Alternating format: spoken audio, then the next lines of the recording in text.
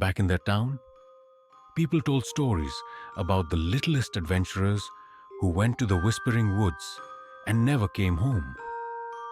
Some said they grew up in the forest, becoming part of its magic. Others said they became protectors of the treasure, guiding only the worthiest explorers to its heart. But the truth was simpler. Bella, Tilly, Max, and Juniper were just kids who never stopped believing in adventure. And they lived happily ever after in a world where the treasure was the story they got to tell every single day. They laughed, exploring the woods until they realized something strange. When they tried to find their way back, they couldn't.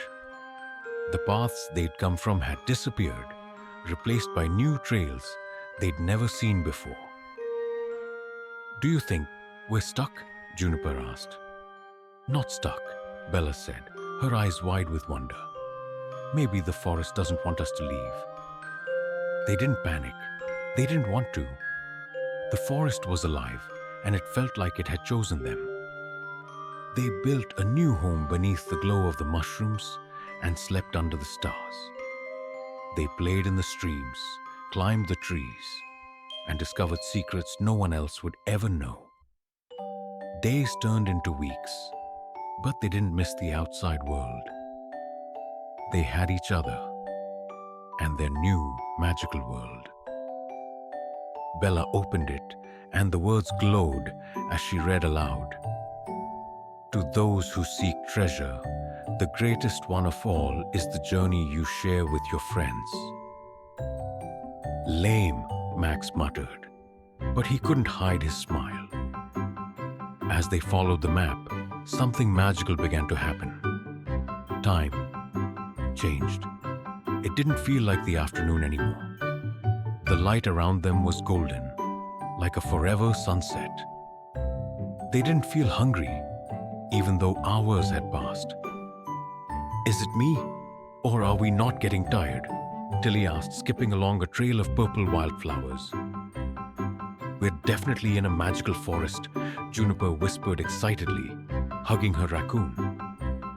"Or we've been walking in circles," Max muttered, though he couldn't deny the wonder around them. Suddenly, they came to a clearing, and in the middle of it was a sparkling lake.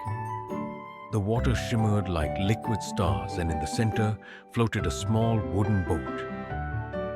"That's it," Bella said, pointing to the map. "The treasure's across the lake." They climbed into the boat, which paddled itself to Max's shock, and arrived on the other side.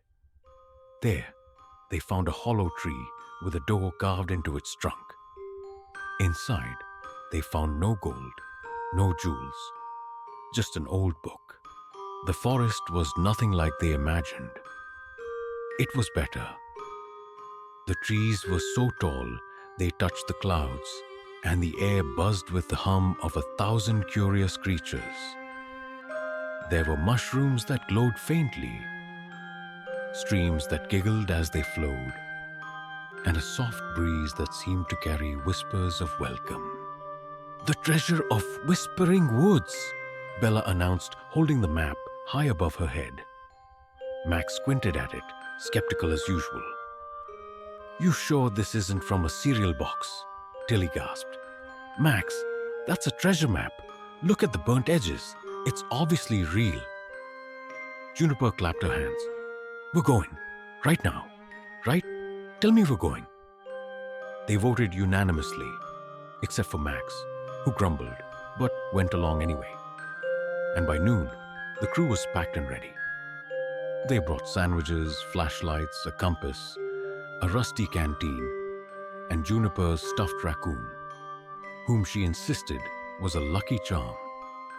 One bright Saturday morning, when the summer sun was a buttery yellow and the air smelled like wildflowers, Bella burst into the treehouse they all called their clubhouse. She had a map. Not just any map. This one was tattered and speckled with cryptic notes. with an X marked right on the edge of an uncharted forest outside their town. Once upon a time, in a small town cradled by rolling green hills and shimmering rivers, there lived a band of the tiniest adventurers. They weren't just small in size, they were small in years. At 9 years old, Bella, Tilly, Max, and Juniper were best friends and renowned in their neighborhood for being the most daring, curious, and creative explorers anyone had ever seen.